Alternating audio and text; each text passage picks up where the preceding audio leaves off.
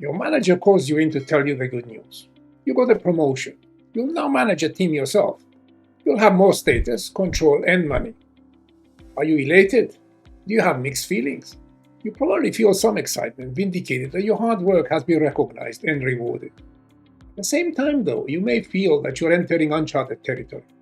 You're now accountable for the performance of others, not just yours. Well, before we dive into the skills and routines that you'll need to be effective in managing other people, let's first look at how we can become more effective in managing ourselves. Hi, I'm Nikos Orsidis, CEO, management consultant, and author. This channel is devoted to raising your managerial competence, and each episode covers a core skill or competency. The path to your professional success starts with a critical look in the mirror. What you see there, your strengths, innate preferences, and the values you hold, are the foundations you must build on. Then come the seemingly pesky tasks of organizing your personal life and work, as well as keeping fit physically and mentally. Managing the different domains of your life involves discipline, as well as setting goals and priorities. Then tracking progress in whatever it is that you identify as important. Unfortunately, there's no one-size-fits-all. You need to come up with a system that works best for you. A system that fits your values, personality, and preferences. When I speak about self-management, there are 4 categories I regard as fundamental. Number 1, self-awareness. Who we are, our preferences and strengths, and the values we hold. Number 2, organization and discipline. Our ability to stay organized and efficient. Number 3, managing our emotions. Keeping our impulses in check so that we are not governed by them. Number 4, managing our health and energy levels. The habits and routines that keep us mentally and physically fit, ideally adjusted to our biological rhythms. In this episode, I'll cover self-awareness. You may think that knowing ourselves is self-evident, but sadly it is not. We all have blind spots, overestimating our strengths and not adequately recognizing our weaknesses. And we may ignore the importance of having a clear set of core values that we express through our actions. Self-awareness requires a deep reflection on what we value most, what we stand for. This is our moral compass, and whether that comes through clearly in how we behave. If you lack this compass, your true north of sorts, you may act in ways that are opportunistic and selfish.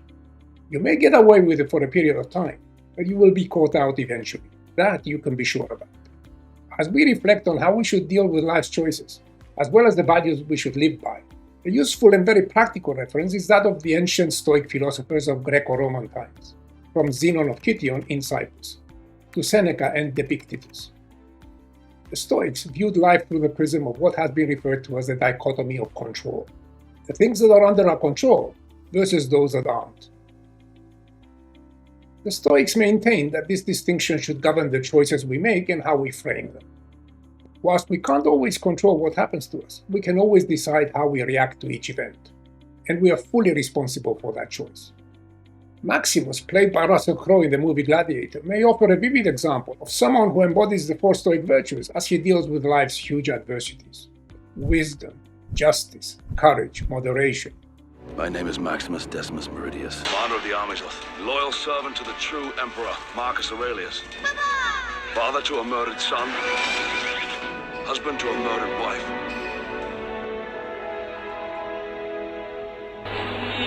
What we do in life echoes in eternity.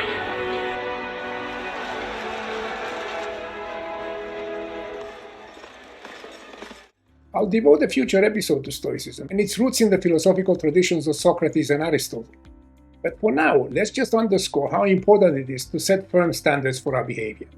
Stoics, like Roman Emperor Marcus Aurelius, author of the classic Meditations, provide one useful and practical reference for that, but it's certainly not the only one. I've always held the view that you cannot be a virtuous human being without having a strong moral compass. That applies to all walks of life.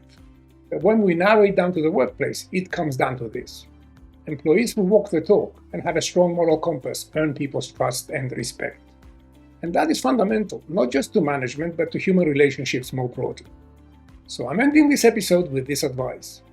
Walk the talk and never shy away from doing the right thing. So long for now, and see you in the next episode.